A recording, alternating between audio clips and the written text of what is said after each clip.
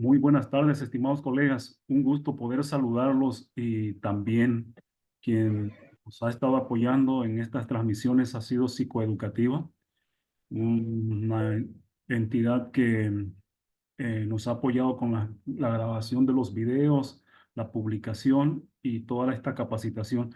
Entonces, en esa línea vamos a seguir apoyándolos a ustedes, colegas, en aras de que podamos rendir el examen de más rato, no más para algunos, y para otros que todavía tenemos el tiempo de esta tarde y mañana vamos a seguir reforzando conceptos básicos. Voy a entrar en materia. Estamos colegas de la normal, está Lisen Jovita, Lisen Delcy. Hola, hola. Sí, Licen, lo estamos escuchando. Yandira, está por ahí la Anita.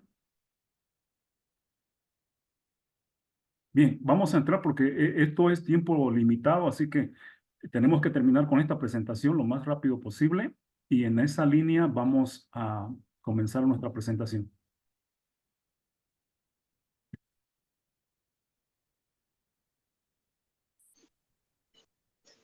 Me disculpan, pero sí o sí necesito eh, hacer cierta comparación de esta norma con la otra norma que vamos a abordar, que también ha sido parte de... Me está patinando el presentador.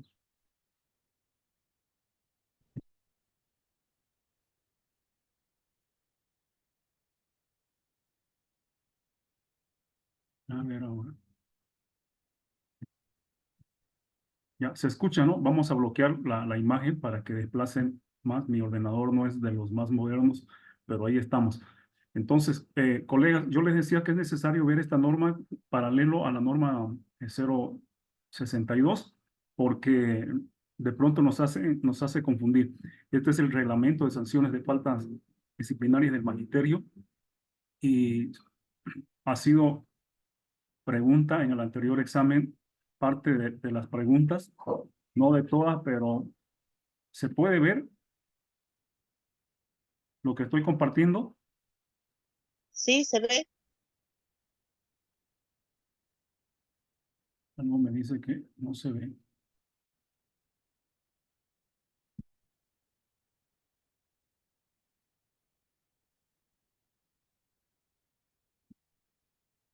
Creo que estamos desde un PDF, ¿no?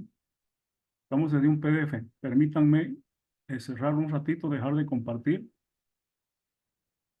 para que nos permita desplazar si el PDF les había compartido.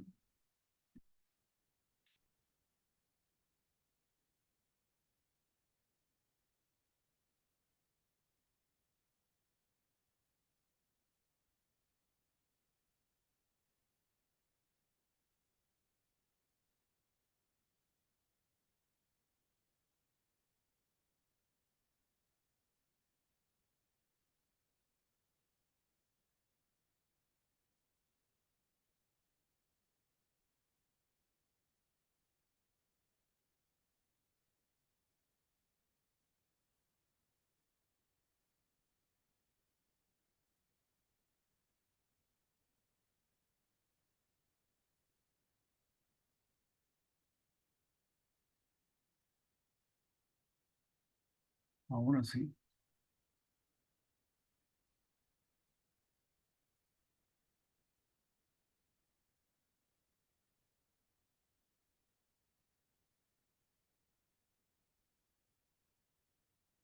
Ahora sí se ve mejor, ¿no?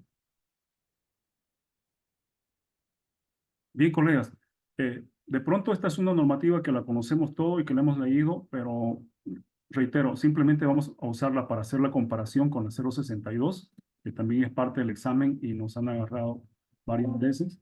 Entonces, el, el tema de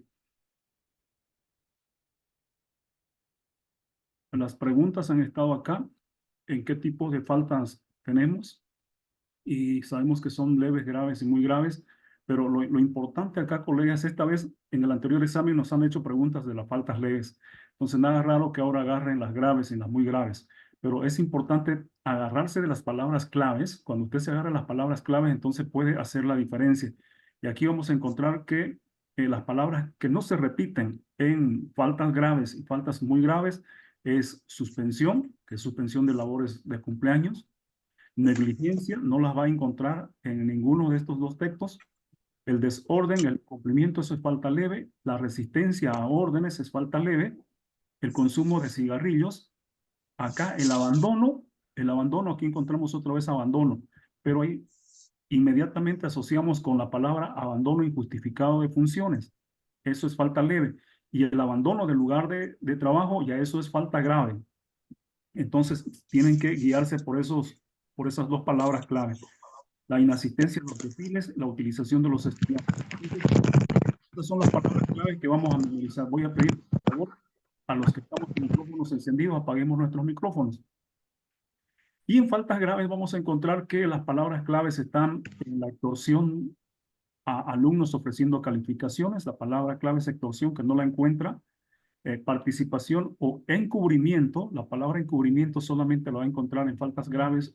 El hostigamiento, las represalias por reprobación del año escolar es una falta grave que la va a encontrar solamente en graves. La deserción elevada es falta grave y no la va a encontrar en falta muy grave.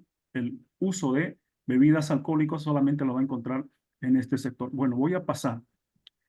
Esto ya lo saben de memoria, lo hemos leído en los diferentes grupos. Entonces, ¿cómo se sancionan?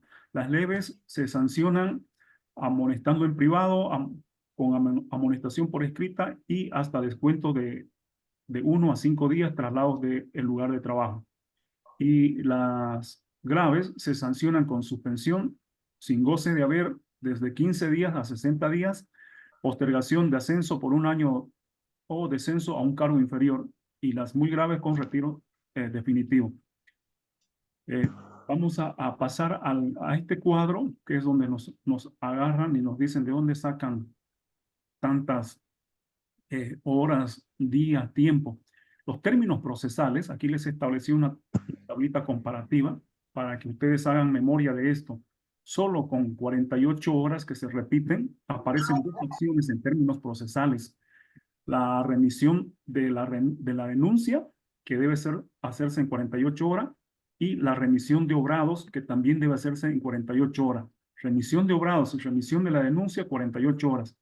La citación es 24 horas, la notificación con las actuaciones correspondientes a 24 horas y toda otra actuación 24 horas. El periodo probatorio es el que tiene más tiempo, es 20 días y no se repite con otra acción.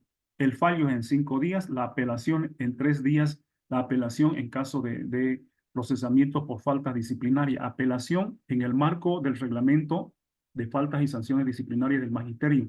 Resolución Suprema 21-24-14. No se van a confundir porque luego vamos a entrar también a la apelación en el marco de la 062. Otro aspecto importante, el artículo 25 ha sido pregunta en el examen y en los primeros exámenes, tanto para distritales como para departamentales y las escuelas normales, nos preguntan así. El recurso de apelación o alzada ante el tribunal se presenta dentro de 3 días, 4 días, 5 días, 6 días y era 3 días. Pero ya para el caso de los directores nos las han invertido la pregunta y nos dice, se presenta dentro de 3 días, incluyendo la exposición de agravios, el recurso de apelación alzada, el fallo del tribunal, y así nos han puesto otros 3 indicadores. Nos las han invertido ahí nomás para confundirnos. Pero vuelvo a decir, este es un grupo de maestros que no se confunden, así que vamos a vencer esa prueba esta tarde, los que tienen esta tarde y los que tienen mañana. Esto que está con azul, miren, este es el último artículo de nuestra 21-24-14.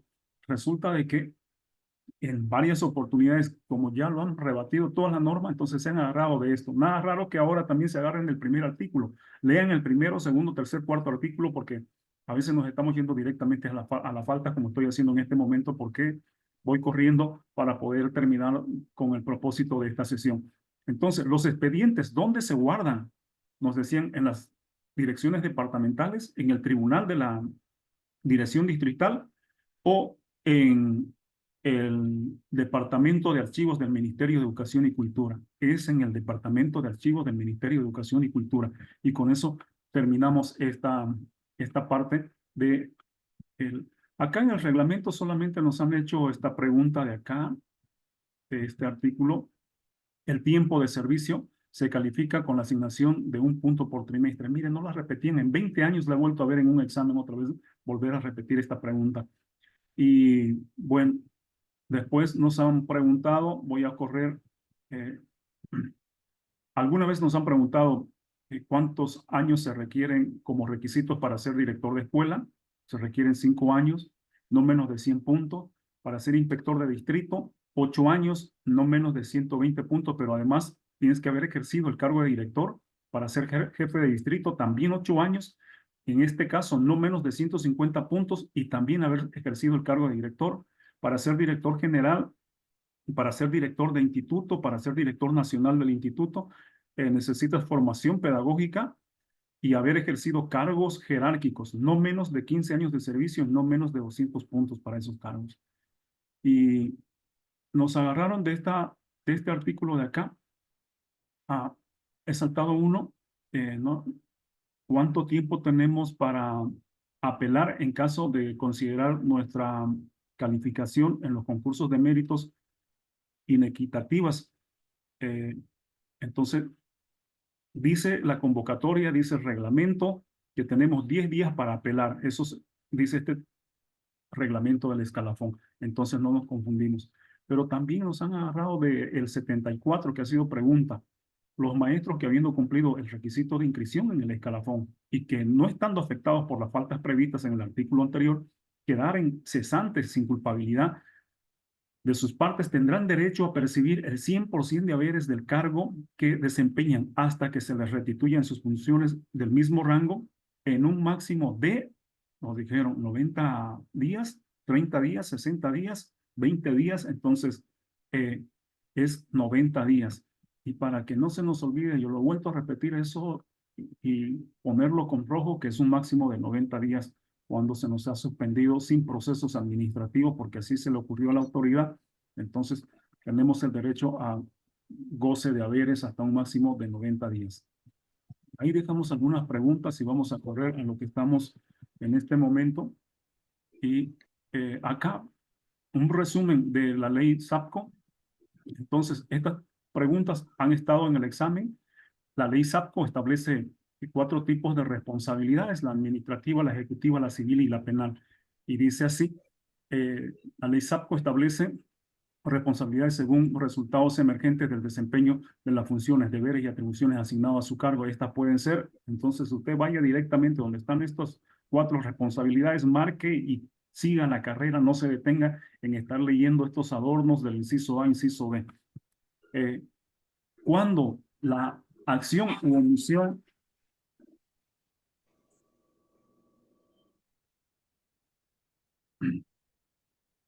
vamos a quitarle volumen a esto porque si no va a chillar. Ahora sí, cuando la acción u omisión contraviene el ordenamiento jurídico administrativo y las normas que regulan la conducta funcionaria del servidor público, se denomina responsabilidad administrativa, porque todos esos actos que vayan a afectarle a la conducta del funcionario del servidor público es responsabilidad administrativa. No está relacionada con la actividad del ejecutivo o de la autoridad. Entonces, esa es la gran diferencia. Y la otra gran diferencia es que si fuese civil, tendría que estar en delitos valuables en dinero. Y si fuese responsabilidad penal, pues tendría que estar tipificado en el Código Penal. Por tanto, es responsabilidad administrativa contravenir el ordenamiento jurídico administrativo que regula la conducta del funcionario del servidor público. Esto también han preguntado, ¿se establece como responsabilidad ejecutiva cuando la autoridad o ejecutor no rinda las cuentas cuando se encuentren en las deficiencias o negligencias de la gestión ejecutiva? son de tal magnitud que no permiten lograr dentro de las circunstancias existentes resultados razonables en términos de eficacia, eficiencia, economía. Entonces, cuando nuestros resultados razonables no han alcanzado estos términos de la eficacia, eficiencia y economía, son responsabilidades ejecutivas y se refiere a todas las anteriores.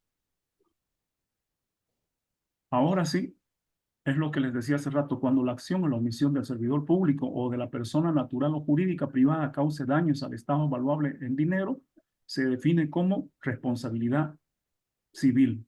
Toda acción que vaya a afectarle al Estado en acciones valuables en dinero es responsabilidad civil. Según la ley SAPO, el término servidor público se refiere a los dignatarios, funcionarios y toda otra persona que presente servicio en relación de dependencia con autoridades estatales, cualquiera sea la fuente de su remuneración. Entonces, no es solamente a unos cuantos, es a todos quienes tenemos dependencia de autoridades estatales. El término autoridad y ejecutivo nos preguntaban si eran sinónimos, si se refiere al mismo servidor público. Efectivamente, en esta ley se utilizan como sinónimos. En la ley 1178 se utilizan para referirse tanto como autoridad y como ejecutivo a la MAE. Y acá está la 062, que es la norma que rige al servidor público. ¿Cuáles son los principios que establecen el Estatuto del Funcionario Público? Uno de los principios se llama el mérito. Para ser funcionario tenemos que tener méritos. Además, transparencia, eficacia, competencia leal, la gerencia por resultados y la responsabilidad. ¿Cuántas clases de servidores públicos tenemos? Esa fue pregunta. Había una pregunta, decía, ¿cuáles son los funcionarios de carrera? ¿Y cuáles son los funcionarios interinos? ¿Y cómo se los contrata a los funcionarios interinos? Entonces tenemos 4 clases de servidores públicos: los funcionarios designados, los funcionarios de libre nombramiento y los funcionarios de carrera, más los funcionarios interinos. Y los funcionarios interinos son aquellos que de manera provisional y por un plazo máximo e improrrogable de 90 días ocupan cargos públicos previstos para la carrera administrativa, solamente por 90 días improrrogables. Entonces, esa fue la pregunta. ¿Y los funcionarios de carrera cuáles son? Son aquellos que forman parte de la carrera administrativa dependientes de los servicios departamentales, distritales y de unidades educativas. Su incorporación y permanencia se sujeta al presente reglamento interno. Y en esto de los funcionarios interinos había uno que decía ninguno, como para hacernos creer que ese término no se aplica a la norma. Se aplica a esta norma, compañeros. Entonces no nos vamos a olvidar de estos aspectos que han sido parte de la pregunta. Funcionarios designados son funcionarios cuya función pública emergen de un nombramiento o cargo público conforme lo señala la Constitución Política del Estado. Esa es la palabra clave. Conforme lo señala la Constitución Política del Estado. Son nombramientos a cargos públicos en el marco de nuestra Constitución Política del Estado. A eso se llaman funcionarios designados. Pasamos, colegas, porque nos vamos a quedar sin tiempo. Aspectos relevantes del examen en el marco de la RM 062. Tipos de faltas. Y aquí nos agarran, porque queremos responder por analogía. Esto es memoria. Esto es memoria, colegas. Voy a repetir hasta el cansancio que esto es memoria. Entonces, faltas en la 21, 24, 14, claro, leves, graves y muy graves. Aquí en este reglamento es leve y grave y pare de contar y ya está usted patitas a la calle en su cargo. Y luego decimos, apenas nos están entregando el memorándum de designación de distritales y ya nos están amenazando con procesos. Es que así nomás es esta norma y nosotros tenemos que ser conscientes que estamos entrándole a una situación de alto nivel de exigencia. ¿Y cómo se sancionan las faltas leves? Por amonestación verbal en primera instancia. Y no hay más, no hay primera llamada o como se hace en la 21, 24, 14, ¿no? Primera llamada, segunda llamada, después memorándum 1, memorándum 2, memorándum 3, no. Aquí es ya no más. Llamada de atención verbal 1 y la segunda ya es amonestación escrita. Listo. Las sanciones por faltas graves. Ya no es acá el memorándum, ¿no? Multa hasta el 20% de salario básico mensual. Suspensión sin remuneración hasta un máximo de un mes calendario. Nos pueden suspender por faltas graves. Y por último, la tercera acción en sanción por faltas graves en el marco de la RM 062 es destitución, camaradas. Entonces, seguimos. No los estoy desanimando. Vamos, entrémosle que nosotros podemos con este examen. Aspectos relevantes del examen. Procesos administrativos. Es la instancia en que se sigue a, a denuncia de oficio o se instaura en base a un dictamen de la auditoría interna o externa. A eso se llaman procesos administrativos. Estuvo también en la pregunta. Entonces, ¿y cómo se desarrollan estos procesos? Tienen un plazo en el marco de la RM 062 máximo de 20 días. O sea, no es que vamos a estar allá un día para citarlo, otro día para 24 o 48 horas para la remisión de obrados y después nos ponemos a investigar otros 20 días y otros 15 días para el fallo. Mire cuánto tiempo toma la 21, 24, 14. Esto es ya máximo en 20 días ya tiene que estar la resolución del fallo del proceso administrativo. Por eso es fregada esta norma. Seguimos. Fases de apelación. Mire, allá usted apelaba en 3 días. Aquí en esta norma es 10 días hábiles desde el conocimiento de los antecedentes por la autoridad competente. Destitución inmediata sin objeto de proceso administrativo se determina por la siguiente falta. Las destituciones por faltas. La tercera falta grave que usted comete ya es destitución directo, no hay de otra. Entonces ya le llamaron una, le llamaron dos, la tercera ya es destitución. También, ¿por qué lo pueden destituir así nomás? Por ser sorprendido de manera infragante en las acciones de delito. O sea, me encuentran sacándome un bien de la institución, ya estoy, chao, listo. Entonces hay que tener bastante cuidado por abandono injustificado de sus funciones. 3 días consecutivos que nosotros no vamos a nuestra fuente de trabajo, ya es destitución directa. Entonces, sabemos que vamos a ir a un cargo de director distrital y es lejos, tenemos que irnos a vivir a ese lugar. No podemos hacerlo desde la virtualidad, el manejo de ese distrito. Entonces, y si son 6 días discontinuos en el mes, también nos destituyen. Es 3 días continuos, mire, totalmente distinto a lo que nosotros vemos en la 21, 24, 14. Nos dicen que 5 días continuos y 10 días discontinuos. Entonces, aquí es más rápido y ya estás a patitas a la calle, como digo. Bueno, hasta ahí lo que ha sido estas dos normativas, pero para cerrar esta sesión, porque me quedan unos minutos, quiero compartir algo que también ha sido pregunta. Voy a dejar de compartir y voy a usar el texto.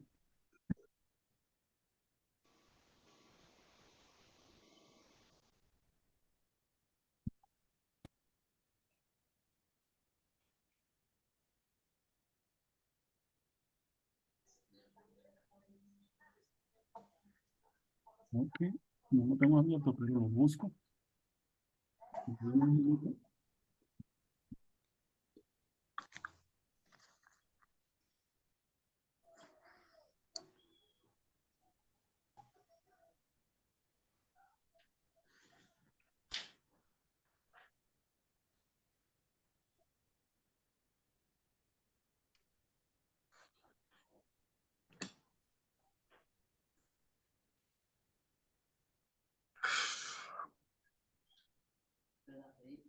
Ahora sí, ya estamos otra vez. ¿Qué tal, Edmundo? ¿Cómo va esa vida?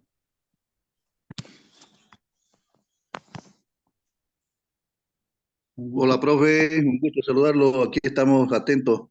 Qué bueno, camarada. Otra pregunta que nos agarran a nosotros y que no estaba en la bibliografía, y decimos, ¿por qué se ve este documento? Este es el reglamento de la declaración jurada. ¿Se ve, camaradas? Es un PDF, ¿se ve? Hola, Gutiérrez. Se Sí, observa, se ve. Lice.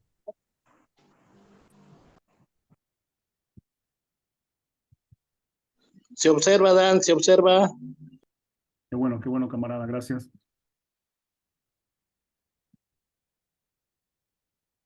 Y con esto concluyo. Miren, nos hacen la pregunta ahí y a veces nosotros queremos responder con lo que hemos estado aplicando como maestro de aula o docente en las STEM. Pero cuando ya estamos en un cargo administrativo cambia la cosa. ¿Cómo declaramos los funcionarios públicos antes, durante y después? Vamos a ver, pero no me recorre esto. Adán, una preguntita, hermano. Había una pregunta, ¿no ve? En la cuestión del escalafón de los maestros, Ya mi que hermano, decía maestros normalistas, después por antigüedad y interinos, ya mi hermano. ¿no? Y en la respuesta aquí, en la mayoría que mandan, solamente el ministerio calificó la primera, y yo creo que son tres, ¿no ve? Eh, Sí, no sí. sé, a ver, por favor, Se una clasifican, dudita. se clasifican en tres, hermanos.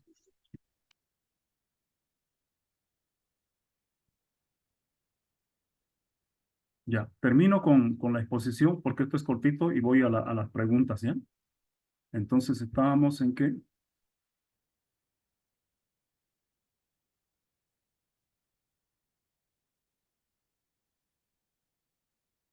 les preguntaba si se ve el documento, yo no lo puedo ver, No se ve ahora. no se ve. Ahora no se ve, Adán, hace Ah, rato se veía.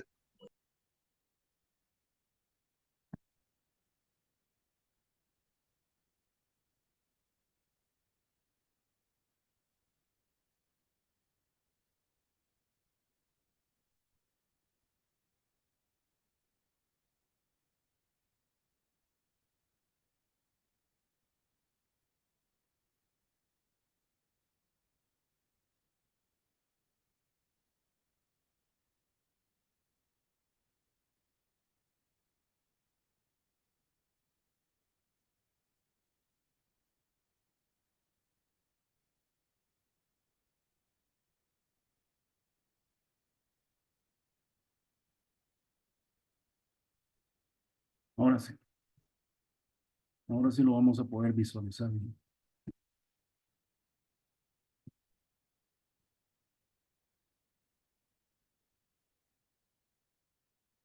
Entonces, nos preguntan cuándo declaramos. Declaración jurada, se puede ver, ¿no? Ahora sí se ve. Declaración jurada de bienes y rentas. Es obligación de todo servidor y servidor público de prestar declaración sobre los bienes, deudas y rentas que tiene. Y pregunta, antes, durante y después del ejercicio del cargo. Entonces, eso fue pregunta y a veces nos quedamos con este otro concepto de acá.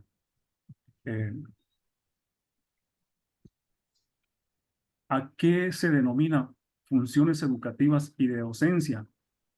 Personal que presta servicio en unidades educativas del magisterio, en escuelas superiores de formación de maestras y personal docente de institutos y universidades públicas. A eso se denomina en este reglamento funciones educativas y de docencia. Y aquí viene la contradicción que nos ha hecho equivocar porque aplicamos a veces lo que hacemos como maestros. En su título segundo dice que los que estamos dentro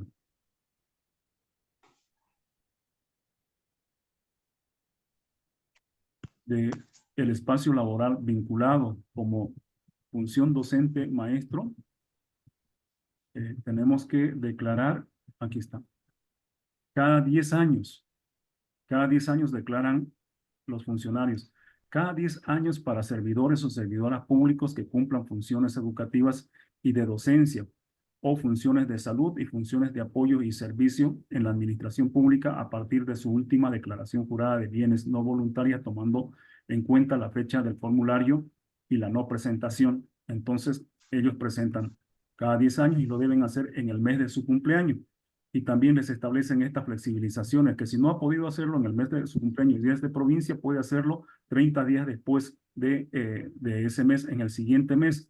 Pero también sigue con las consideraciones que si en caso este funcionario público, pasara por estas dos situaciones que se denominan fuerza mayor y caso fortuito, también se les considera que no haya declarado en esos términos de tiempos. Ejemplo, ¿a qué se llama fuerza mayor?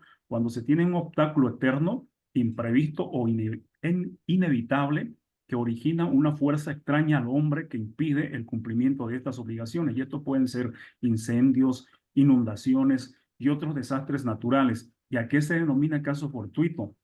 A obstáculos internos atribuibles al hombre, imprevistos o inevitables, relativo a las condiciones mismas en que la obligación debía ser cumplida. Y esas pueden ser conmociones civiles, huelgas, bloqueos, revoluciones, asaltos, robos. Entonces, a eso se llaman casos fortuitos y casos de fuerza mayor que vayan a ser tu impedimento. No has podido hacer tu declaración en esos 2 meses, puedes presentar una carta exponiendo una de estas 2 razones. Y con eso terminamos esta primera parte. Vamos a ir a las respuestas para luego los que están en dirección. Queremos hacer un punteo rápido de lo que ha sido la normativa 244 del BTH, que sacan un montón de preguntas, y el reglamento de evaluación de desarrollo curricular para quienes están postulándose a cargos de directores. ¿Cómo era tu pregunta, mi hermano? Vamos a dejar de compartir esto.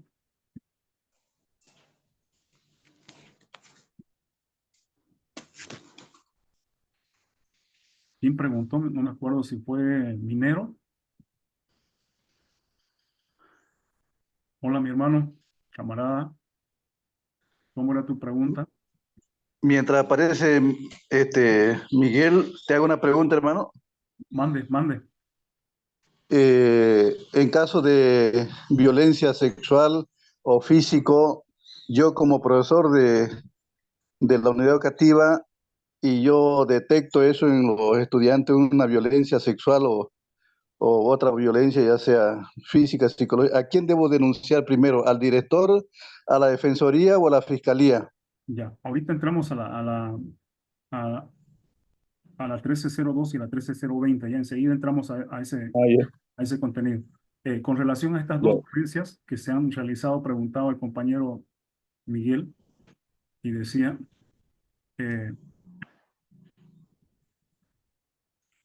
Miguel nos ha hecho la pregunta y se ha escapado. Vas a ver, Miguel. Aunque yo no la he visto esta pregunta. No, esta no es.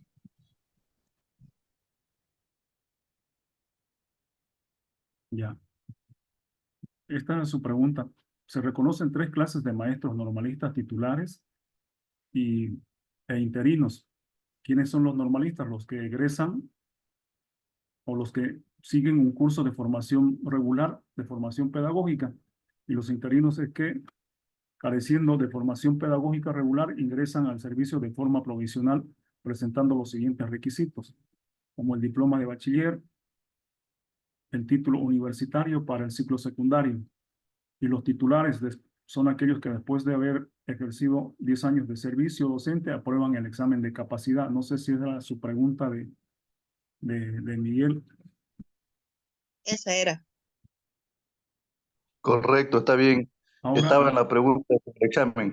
acá hay una pregunta que ha logrado confusión, también ha generado confusión.